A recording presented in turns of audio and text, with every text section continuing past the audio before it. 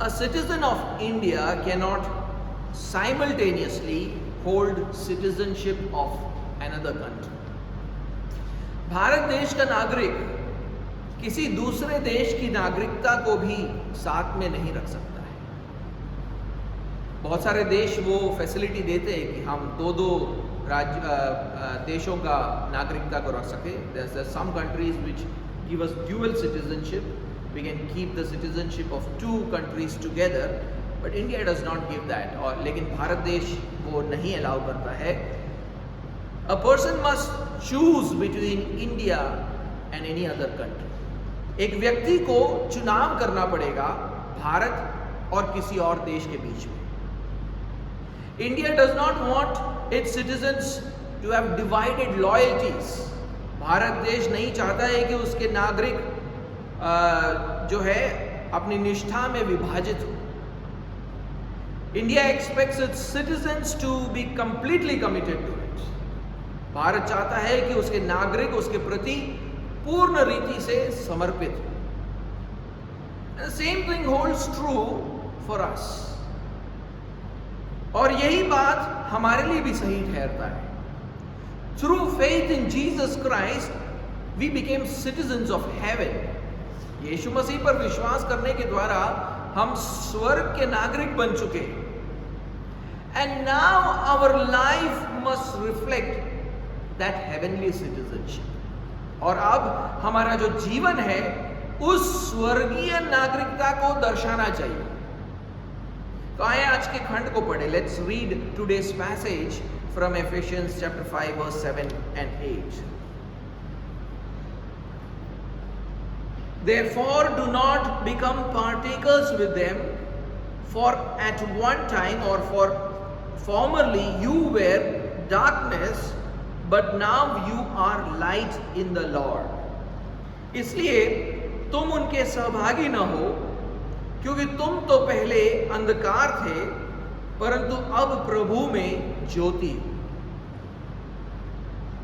So my first point today is do not be partakers with them. आज का पहला बिंदु है तुम उनके सहभागी ना हो. Paul ended the previous verse 6. पौलुस ने पिछला आयत यानी 6वां आयत का अंत ये बोलकर किया था. He ended it by saying this, that the wrath of God is upon those who are disobedient to God. कि आज्ञा न मानने वालों पर अथवा अवज्ञाकारिता के संतानों पर परमेश्वर का क्रोध भड़कता है. But those who believe in Jesus Christ have been given the spiritual power required to obey God. लेकिन यीशु मसीह पर विश्वास करने वालों को आत्मिक सामर्थ्य दिया गया है ताकि वो परमेश्वर की आज्ञाओं को मान सके. That is why Paul says in verse 7, therefore do not be partakers with them. इसलिए पौलुस 7वें आयत में कहता है कि तुम उनके साथ सहभागी न होना. Now the word partake is important in order to understand what Paul is saying. वहां पे जो शब्द का इस्तेमाल किया गया है सहभागी, ये महत्वपूर्ण है ये समझने के लिए कि पौलुस यहां पर क्या कहना चाहता है. This word was actually used earlier in Ephesians chapter 3 and verse 6. इसी शब्द का प्रयोग पौलुस ने पहले एफेसियों के 3 अध्याय और उसके 6वें आयत में किया था. हम उसको पढ़ेंगे. Let's read that. Ephesians chapter 3 and verse 6. इफेसियों का 3 अध्याय 6वां आयत. This mystery is that the Gentiles are fellow heirs, members of the same body, and partakers, that's the word there, and partakers of the promise in Christ Jesus through the gospel. लिखा है अर्थात ये कि मसीह यीशु में सुसमाचार के द्वारा अन्य जातीय लोग मिरास के में साझी और एक ही देह के और प्रतिज्ञा के सहभागी या भागी, ये वही शब्द है जिसका इस्तेमाल पौलुस करता है हमारे आयत में, प्रतिज्ञा के सहभागी है। Now Paul says that Gentiles are fellow partakers with the Jews of the promise that is in Christ Jesus. पौलुस कहता है कि अन्य जाति यहूदियों के साथ सहभागी है उस प्रतिज्ञा में जो यीशु मसीह में है। So a promise has been made to those who are in Christ Jesus. इसका मतलब है कि जितने भी लोग यीशु मसीह में हैं उनसे एक प्रतिज्ञा की गई है। What is that promise? वो प्रतिज्ञा क्या है? The promise refers to that heavenly inheritance which will be given to all those who believe in Christ Jesus. प्रतिज्ञा उस स्वर्गीय मिरास, वो स्वर्गीय मिरास है जो उन सबको दिया जाएगा जो यीशु मसीह पर विश्वास करते हैं। प्रतिज्ञा उस मिरास की है। So the promise is about that coming inheritance, the heavenly city where God will dwell with his people for all eternity. वो स्वर्गीय नगर जहां परमेश्वर अपने लोगों के मध्य में रहेगा अनंतता के लिए। This inheritance was initially promised only to the Jews.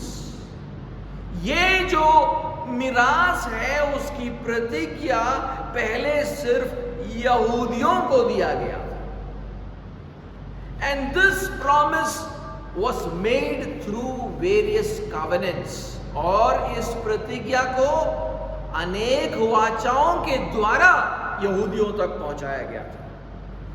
The Gentiles were not participants of these covenants. अन्य जाति इन वाचाओं के भागीदार नहीं थे, साझीदार नहीं थे। Read what Paul told the Gentiles in Ephesians chapter 2 and verse 12. पढ़कर देखिए कि पौलुस ने एफेसियों के दूसरे अध्याय 12वें आयत में क्या कहा था। Ephesians chapter 2 and verse 12. Remember that you were at that time separated from Christ, alienated from the commonwealth of Israel, and strangers to the covenants of promise, having no hope and without God in this world. कहता है तुम लोग उस समय मसीह से अलग और Israel की प्रजा के पद से अलग किए हुए और प्रतिज्ञा की वाचाओं के भागी न थे, प्रतिज्ञा के वाचाओं के भागी न थे, और आशाहीन और जगत में ईश्वर रहित थे। So the Gentiles were not given the covenants, the covenant which made the promise that you will receive an inheritance. तो अन्य जाति इस वाचा के भाग नहीं थे जो वाचा ये प्रतिज्ञा करती है कि तुमको एक मिरास मिलेगा।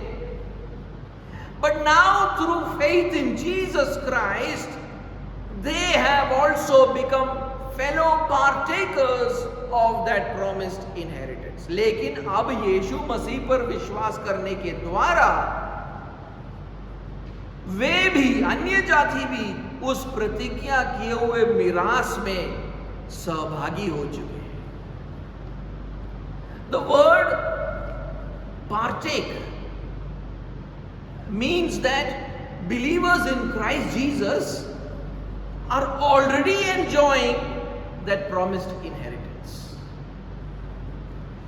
वो जो शब्द है सहभागी होना, वो इस बात को दर्शाता है कि यीशु मसीह पर विश्वास करने वाले लोग अभी से ही उस प्रतिज्ञा किए हुए मिरास का आनंद उठा रहे हैं। They do not need to be there physically to start enjoying the blessings of heaven. उनको शारीरिक रूप से स्वर्ग में पहुंचने की जरूरत नहीं है वहां के आशीषों का अनुभव शुरू करने के लिए। हाउ, कैसे? Now read Ephesians chapter 1 and verse 3. एफेसियों का पहला अध्याय और तीसरा आयत पढ़ें. Ephesians chapter 1 verse 3. Blessed be the God and Father of our Lord Jesus Christ, who has blessed us in Christ with every spiritual blessing in the heavenly places. हमारे प्रभु यीशु मसीह के परमेश्वर और पिता का धन्यवाद हो कि उसने हमें मसीह में स्वर्गीय स्थानों में सब प्रकार की आत्मिक आशीष दी है. God has blessed us in Christ with every spiritual blessing in the heavenly places. परमेश्वर ने हमें स्वर्गीय स्थानों में सब प्रकार की आत्मिक आशीष दी. So that means that spiritually we already have access to all the blessings of heaven. इसका मतलब है आत्मिक रीति से हम अभी से स्वर्ग के हर आशीष का अनुभव कर सकते हैं. Spiritually we are already partaking of heaven. आत्मिक रीति से देखें तो हम अभी से स्वर्ग के सहभागी हैं.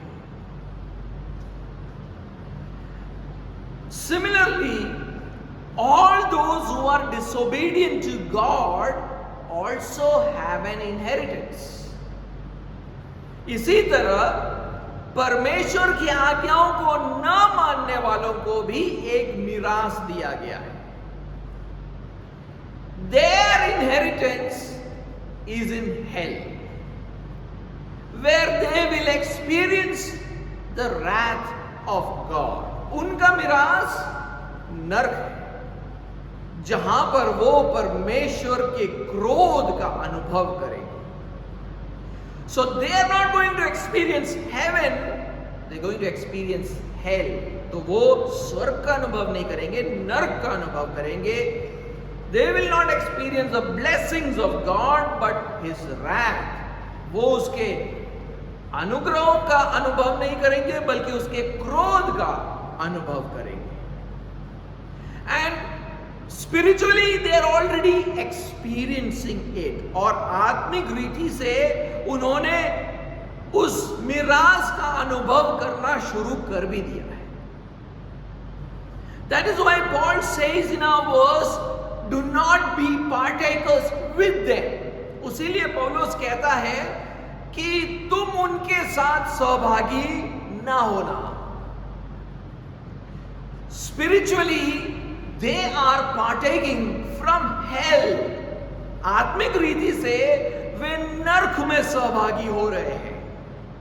Spiritually they are partaking of the wrath of God. आत्मिक रीति से वे परमेश्वर के क्रोध में सहभागी हो रहे हैं.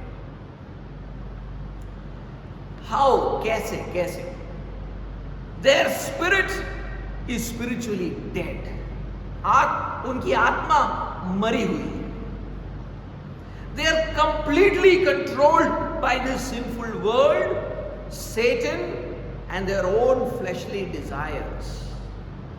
ये पापमय दुनिया, शैतान और उनके शारीरिक लालसाएं उनको पूरी तरीके से नियंत्रित करती है.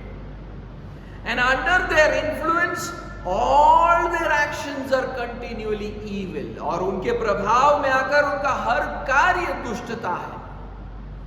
Therefore, they are unable to please God in any way. इसलिए वे परमेश्वर को भावने वाली कोई भी बात को वो कर नहीं सकते. All these things show that the wrath of God is still upon them. ये सारी बातें इस बात को दर्शाती है कि परमेश्वर का क्रोध अभी भी उनके ऊपर बना हुआ है. Otherwise, their condition would have changed. ऐसा नहीं होता तो उनकी अवस्था ये ना होती. This is the condition of every human being who has not believed in Jesus Christ. ये हर वो मनुष्य की परिस्थिति है जो यीशु मसीह पर विश्वास नहीं करता है. Read what Paul says about the spiritual condition of a person before he believes in Jesus Christ. पढ़कर देखिए कि पौलुस क्या कहता है कि यीशु मसीह पर विश्वास करने से पहले एक व्यक्ति की क्या आत्मिक परिस्थिति है. एफेसियों का 2 अध्याय और पहले 3 आयत. Ephesians chapter 2 and the first 3 verses. He says, you were dead in the trespasses and sins in which you once walked, following the course of this world, following the prince of the power of the air, of the spirit that is now at work in the sons of disobedience, among whom we all once lived in the passions of our flesh, carrying out the desires of the body and the mind, and were by nature children of wrath like the rest of mankind. उसने तुम्हें भी जिलाया जो अपने अपराधों और पापों के कारण मरे हुए थे, जिनमें तुम पहले इस संसार की रीति पर और आकाश के अधिकार के हाकिम अर्थात उस आत्मा के अनुसार चलते थे जो अब भी आज्ञा न मानने वालों में कार्य करता है. इनमें हम भी सबके सब पहले अपने शरीर की लालसाओं में दिन बिताते थे और शरीर और मन की इच्छाएं पूरी करते थे और अन्य लोगों के समान स्वभाव ही से क्रोध के संतान थे. But the spiritual condition of the Ephesian believers changed when they believed in Jesus Christ. लेकिन इफिसस के विश्वासियों की आत्मिक परिस्थिति बदली जब उन्होंने यीशु मसीह पर विश्वास किया. Their spiritual condition was totally transformed. उनकी आत्मिक परिस्थिति पूर्ण तरीके से परिवर्तित हो जाता है. Read what Paul tells them in the next 3 verses. पढ़कर देखिए कि पौलुस अगले 3 आयत में क्या कहता है. 4th आयत से 6वां आयत. Read verse 4 to 6. But God, being rich in mercy, because of the great love with which He loved us, even when we were dead in our trespasses, made us alive together with Christ. By grace you have been saved, and raised us up with Him and seated us with Him in the heavenly places in Christ Jesus. परंतु परमेश्वर ने जो दया का धनी है, अपने उस बड़े प्रेम के कारण जिससे उसने हमसे प्रेम किया, जब हम अपराधों के कारण मरे हुए थे तो हमें मसीह के साथ जिलाया. अनुग्रह ही से तुम्हारा उद्धार हुआ है और मसीह यीशु में उसके साथ उठाया और स्वर्गीय स्थानों में उसके साथ बैठाया. Now in verse 6 Paul says that God has resurrected our dead spirit and seated us with Christ Jesus in heaven.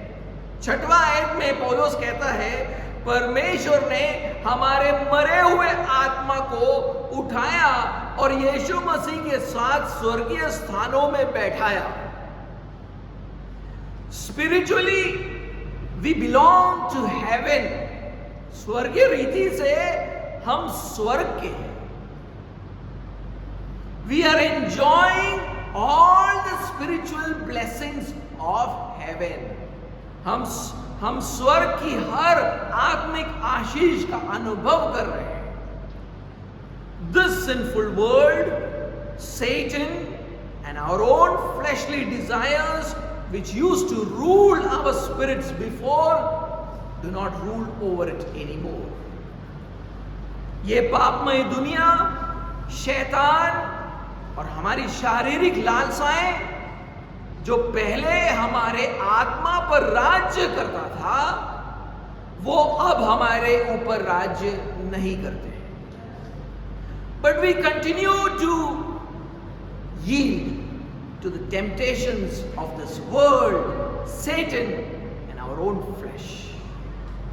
लेकिन फिर भी हम इस दुनिया, शैतान और हमारे शरीर के लालसाओं के अधीन हो जाते हैं. You know, we are citizens of heaven, we rule over all these things, but we continue to submit to them.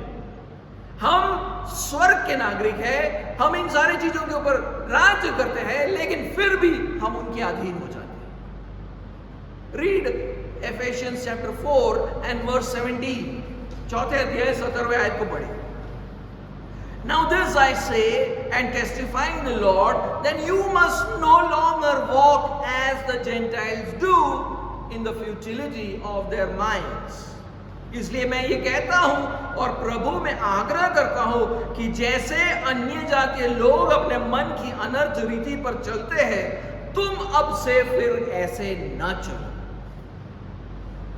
So when we begin to live like those who disobey God, तो जब हम उनकी तरह जीने लगते हैं जो परमेश्वर की आज्ञाओं को नहीं मानते हैं, commit the same sins that they commit, उन्हीं पापों को करते जो वो लोग करते हैं, we are partaking from the things of hell, not heaven. हम जब ये करते हैं तो हम नरक के बातों में सहभागी हो रहे हैं, ना कि स्वर्ग के बातों में. We are partaking from the wrath of God, not His spiritual blessings. हम परमेश्वर के क्रोध में सहभागी हो रहे हैं, ना कि उसके आत्मिक आशीषों में. That is why Paul tells the believers in our verse, do not be partakers with them. उसीलिए पौलुस हमारे आयत में कहता है, तुम उनके साथ सहभागी ना होना. Many of you live in hostels and PG, and you have come and told me how bad the food is there. आप में से बहुत सारे लोग, नौजवान लोग हॉस्टल और पीजी में रहते हैं और आप लोगों ने मुझसे आकर कहा है कि वहां का खाना कितना खराब है. You are yearning for some home cooked food, isn't it? आप घर से बना हुआ कुछ अच्छे खाने की इच्छा रखते हैं. Imagine your mom cooks some great food and sends it to you through some family friend. कल्पना करके देखो कि आपकी माँ लाजवाब खाना बनाकर किसी परिवारजन के साथ आपको भेज कर देती है. Will you leave that food and eat the food given at your hostel? क्या आप उस खाने को छोड़कर हॉस्टल में दिया गया खाना खाओगे?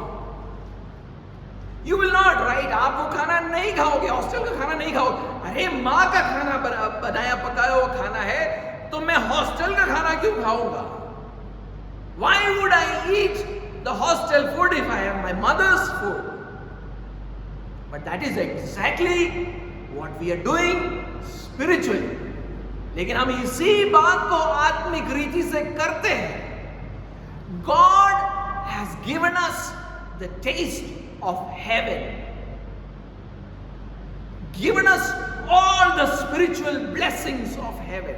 परमेश्वर ने हमें स्वर्ग का स्वाद दिया है. उसने सारी आत्मिक आशीषें जो स्वर्ग में होनी चाहिए वो हमको दी है.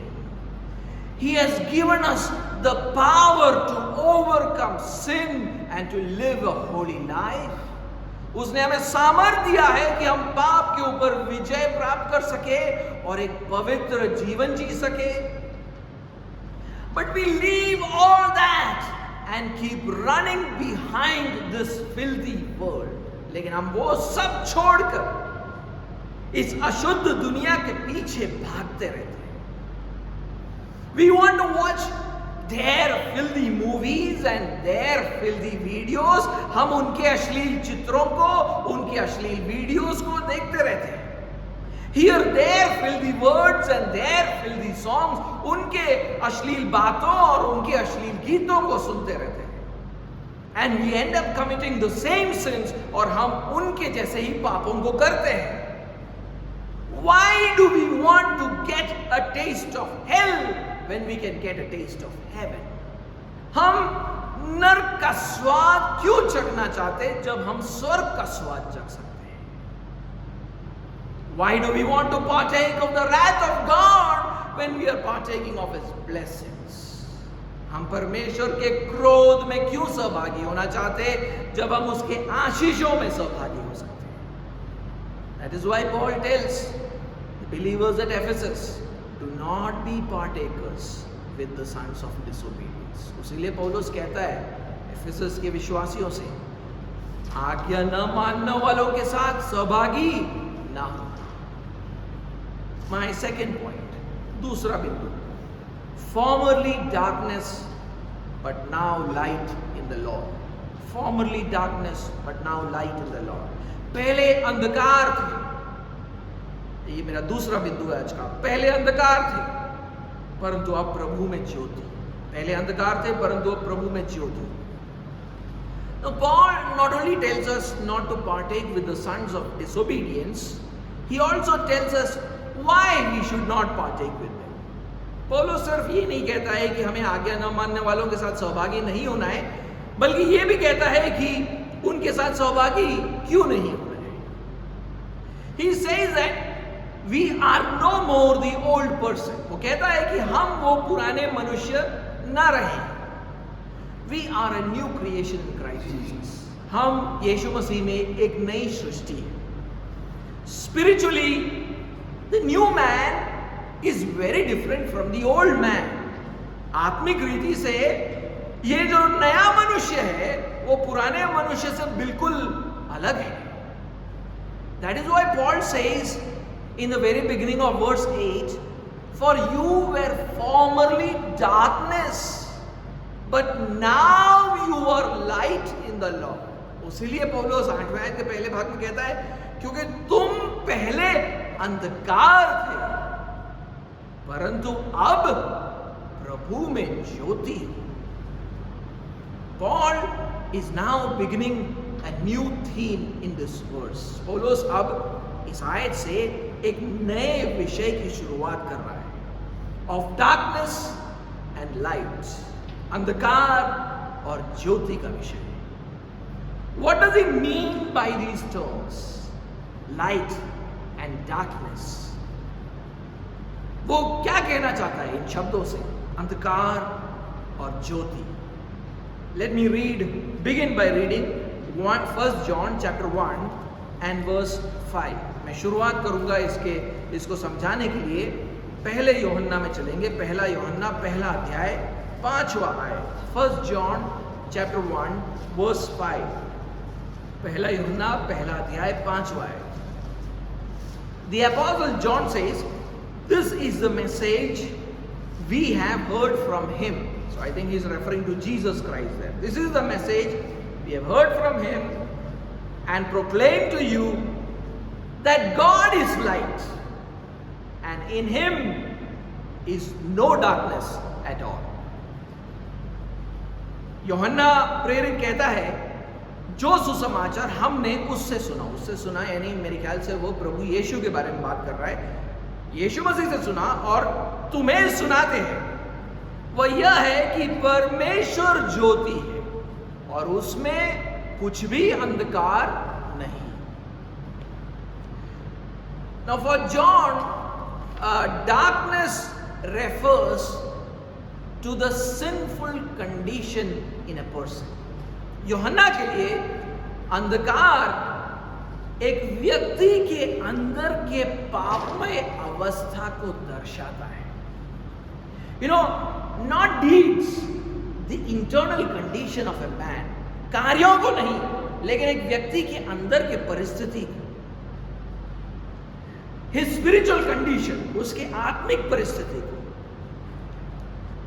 The condition is a reason for the action. परिस्थिति के कारण कार्य उत्पन्न होते हैं. John says that there is no such sinful condition, there is no such darkness in God. यूहन्ना कहता है कि परमेश्वर में ऐसी कोई आत्मिक पापमय परिस्थिति नहीं है, उसमें कोई अंधकार नहीं है.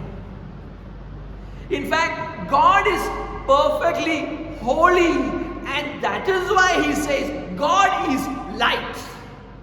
वो कहता है कि परमेश्वर सिद्ध रीति से पवित्र पवित्र है, उसीलिए वो कहता है परमेश्वर ज्योति है.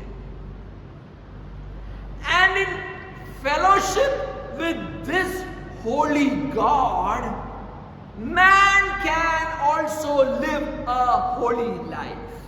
और इस पवित्र परमेश्वर के साथ संगति करने के द्वारा एक मनुष्य पवित्र जीवन जी सकता है.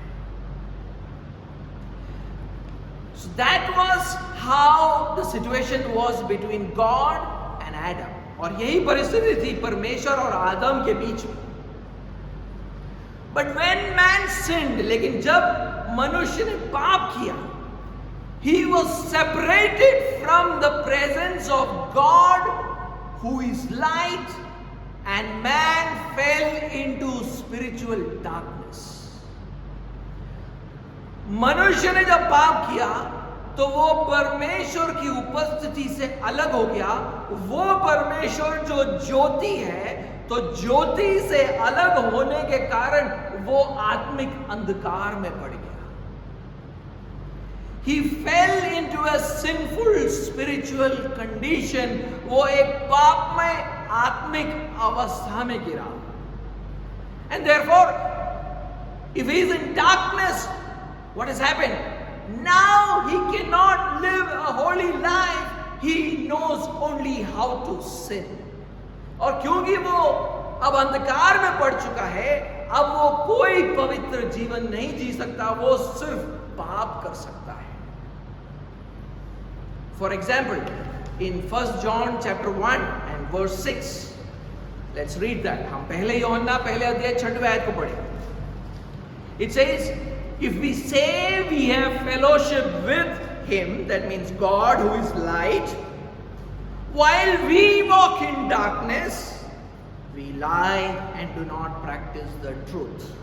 वो कहता है यदि हम कहे कि उसके साथ, यानी परमेश्वर के साथ जो ज्योति है, उसके साथ हमारी सहभागिता है, और फिर हम खुद अंधकार में चले, तो हम झूठे हैं और सत्य पर नहीं चलते. And now read verse chapter 2 and verse 11. और अब दूसरे अध्याय 11वें आयत को पढ़ें. Chapter 2 verse 11. But whoever hates his brother is in the darkness and walks in the darkness and does not know where he is going because the darkness has blinded his eyes. कहता है पर जो कोई अपने भाई से बैर रखता है, वो अंधकार में है और अंधकार में चलता है और नहीं जानता कि कहां जाता है, क्योंकि अंधकार ने उसकी आंखें अंधी कर दी. John says that if we have fellowship with God who is light, then we will also walk in the light. We will also live a holy life. यूहन्ना कहता है कि अगर हम परमेश्वर के साथ सहभागिता करते हैं जो ज्योति है, तो हम भी ज्योति में चलेंगे, यानी हम भी पवित्र जीवन जिएंगे. But if we live unholy lives and at the same time claim that we have fellowship with God who is light, then we are lying. और लेकिन वो कहता है कि अगर हम अपवित्र जीवन जिए लेकिन फिर भी दावा ये करते हैं कि हम परमेश्वर के साथ सहभागिता करते हैं, तो तुम झूठे हो. ये दोनों बातें एक साथ नहीं हो सकती. Both these things cannot go together. We cannot hate our brother and also say we walk in the light. हम अपने भाई से बैर करके ये भी नहीं बोल सकते कि हम ज्योति में चलते हैं या परमेश्वर के साथ संगति करते हैं. Our hatred shows that we are not in fellowship with God who is the light. हमारा बैर इस बात को दर्शाता है कि हम परमेश्वर जो ज्योति है उसके साथ संगति सहभागिता नहीं करते हैं. Hate shows and we are walking in darkness, और हम अंधकार में चल रहे हैं. John says that we are spiritually blind people because the light of God is not in us. यूहन्ना कहता है कि हम आत्मिक रीति से अंधे हैं. क्यों? क्योंकि परमेश्वर की ज्योति हमारे अंदर नहीं जलती है। John is referring to the spiritually dead condition of every sinful human being. When he uses this word darkness, he is referring to the spiritually dead condition of every human being. यूहन्ना जब ये शब्द का इस्तेमाल करता है अंधकार, वो उस पापमय अवस्था की बात कर रहा है, पापमय मनुष्य के मृत आत्मिक अवस्था की बात कर रहा है। The condition before they believed in Jesus, यीशु मसीह पर विश्वास करने के पहले की उसकी अवस्था। They were controlled by the sinful world, Satan, and all his fleshly desires. वो पापमय दुनिया, शैतान और अपने ही शारीरिक लालसाओं से नियंत्रित था। Therefore all that he could do was evil. तो जो कुछ भी वो कर सकता था वो सिर्फ दुष्टता था। They were unable to please God. परमेश्वर को भावने वाली कोई बात को वो कर नहीं सकता था। They were partaking from hell. वो नर्क में सहभागी हो रहे थे। नर्क में ऐसे ही होते हैं, लोग ऐसे ही होते हैं। That's how people are in hell. They are partaking of the wrath of God which is upon them. वो परमेश्वर के क्रोध में सहभागी हो रहे हैं जो उनके ऊपर बना हुआ है। And as I said, this was also the condition of the Ephesians before they believed in Jesus. और जैसे कि मैंने पहले भी बोला, ये वही परिस्थिति है जो इफिसस के विश्वासियों का था, वो विश्वास करने से पहले। That is why in verse 8 Paul says to them, you were formerly darkness. उसीलिए 8वें आयत में पौलुस इफिसस के विश्वासियों से कहते हैं, तुम तो पहले अंधकार थे। But लेकिन Jesus, who is God, who is light, came to save us from this spiritual darkness by restoring us back into fellowship with himself. लेकिन यीशु जो परमेश्वर है, जो ज्योति है, हमें अपने साथ के संगति में पुनर्स्थापित करने आया ताकि हम आत्मिक अंधकार से निकल जाएं।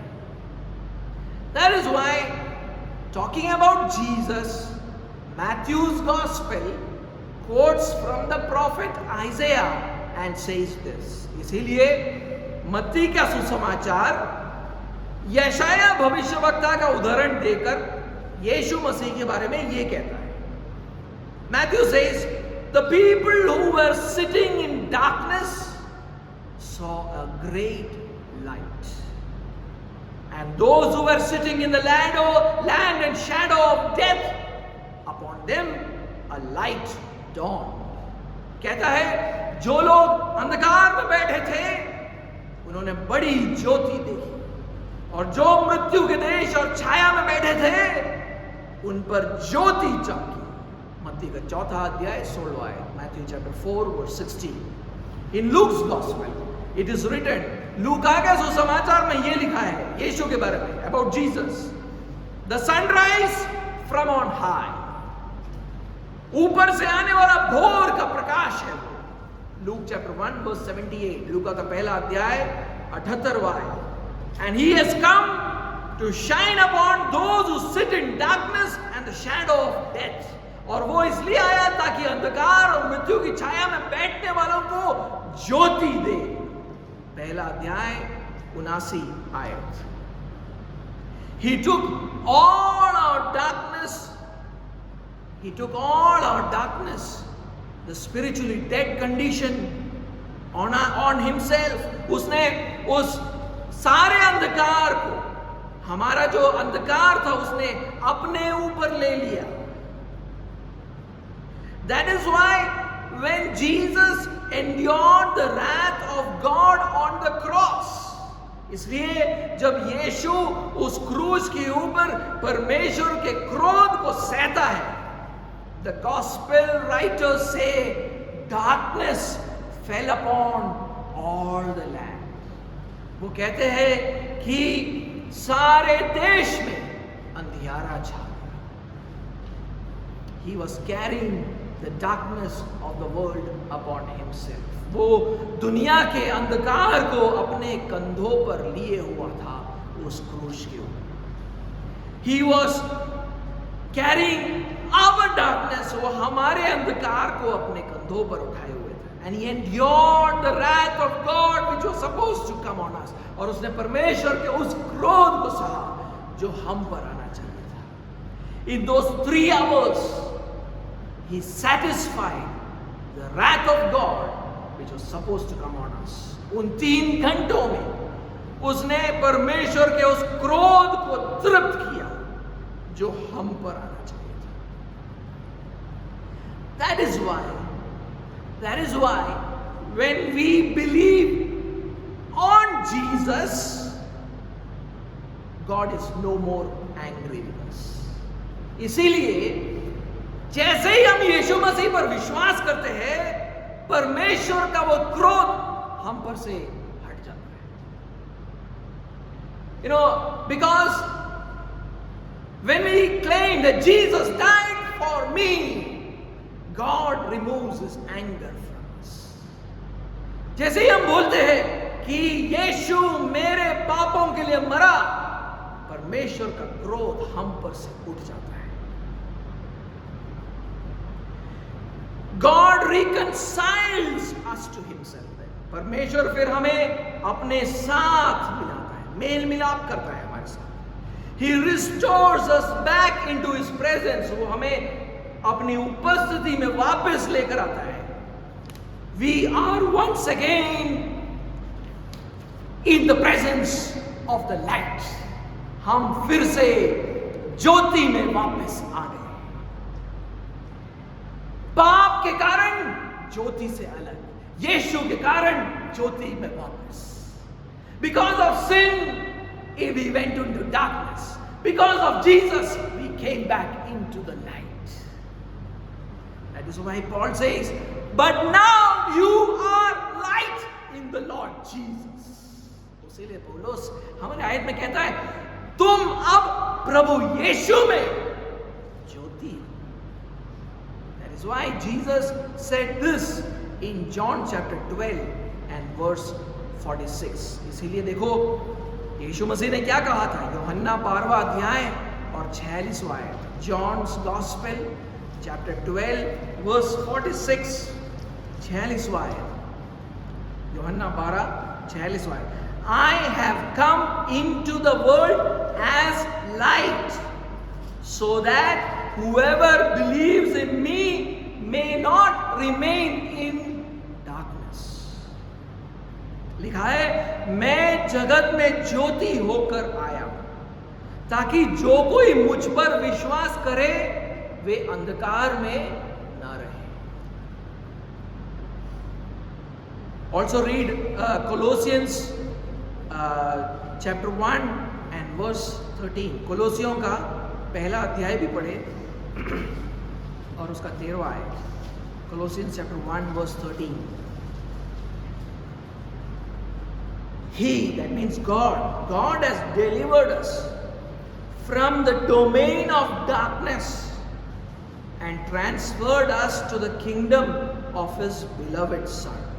लिखा है उसी ने यानी परमेश्वर ने हमें अंधकार के वश से छुड़ाकर अपने प्रिय पुत्र के राज्य में प्रवेश कराया.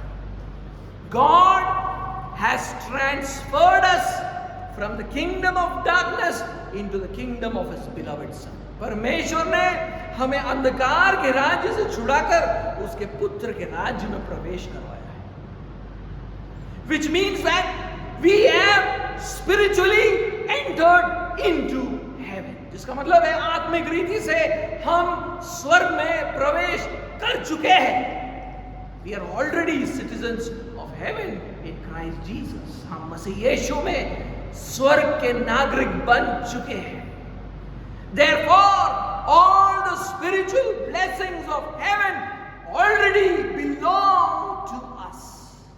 इसीलिए स्वर्ग की सारी आत्मिक आशीषें हमारी हैं. So when the spiritual life of Christians looks like the people of the world, Paul gets frustrated. तो जब मसीहों का जीवन दुनिया के लोगों की तरह दिखने लगता है तो पौलुस निराश हो जाता है. See what he asks the Christians in 2 Corinthians chapter 6 verse 14. देखो वो क्या कहता है. दूसरे कुरिन्थियों के 6वें अध्याय में विश्वासियों से क्या कहता है.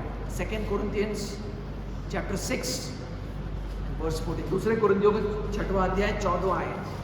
He says, do not be unequally yoked with unbelievers. For what partnership has righteousness with lawlessness? Or what fellowship has light with darkness? वो पूछता है, अविश्वासियों के साथ असमान जुए में न जुटो, क्योंकि धार्मिकता और अधर्म का क्या मेल जोल, या ज्योति और अंधकार की क्या संगति. The believer is light in the Lord Jesus. विश्वासी प्रभु यीशु में ज्योति है. Unbeliever is darkness in Adam. अविश्वासी आदम में अंधकार है.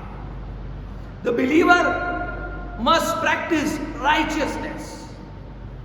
विश्वासी धार्मिकता के कार्यों को करना चाहिए. The unbeliever will practice only lawlessness. अविश्वासी सिर्फ अधर्म के कार्यों को करता है. That is why Paul asked, what partnership is there between an unbeliever and a believer? उसलिए पौलुस पूछता है, एक विश्वासी और अविश्वासी का क्या मेल जोल. That is why in our passage also Paul gives us the command. इसलिए हमारे खंड में पौलुस ये आज्ञा देता है, do not be partakers with the sons of disobedience. वो कहता है कि तुम आज्ञा न मानने वालों के साथ सहभागी ना होना. Why should we live sinful lives like the unbelievers if we are, as if we are still in darkness? हम क्यों अविश्वासियों की तरह पापमय जीवन जिए मानो हम अभी भी अंधकार में हो.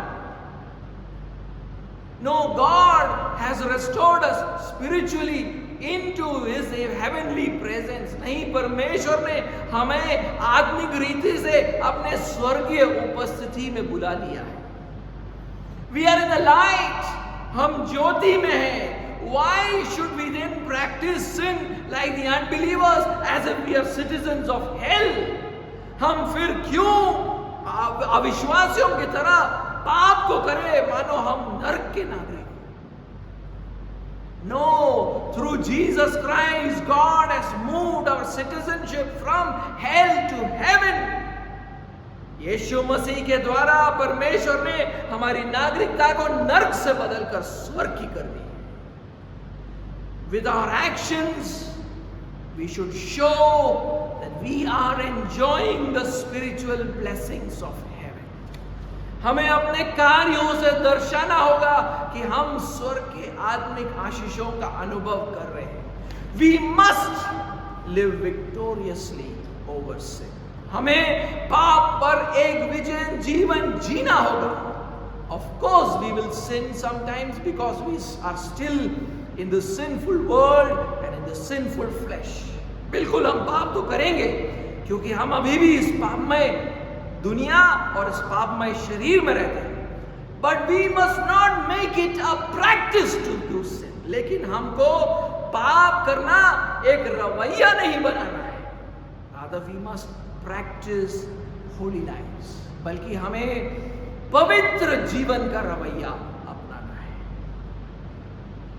When Paul says, you were formerly darkness but now you are light in the Lord. जब पौलुस कहता है क्योंकि तुम पहले अंधकार थे परंतु अब प्रभु में ज्योति हो. He is saying that there is a big difference between your pre-conversion life and post-conversion life. पौलुस कह रहा है कि तुम्हारा पहले का जो जीवन था, विश्वास करने से पहले का जीवन और विश्वास करने के बाद का जीवन, दोनों में बहुत बड़ा फर्क है. You were darkness earlier. पहले तुम अंधकार थे. Now you are light. अब तुम ज्योति हो.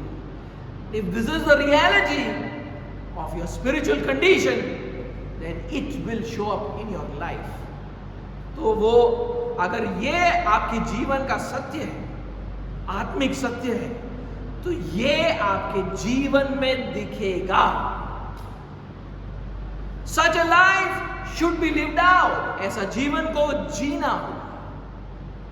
At home, in the church, in the world, हमारे घर पर, हमारे कलीसिया में और दुनिया में, the fruits of conversion should be seen in our life.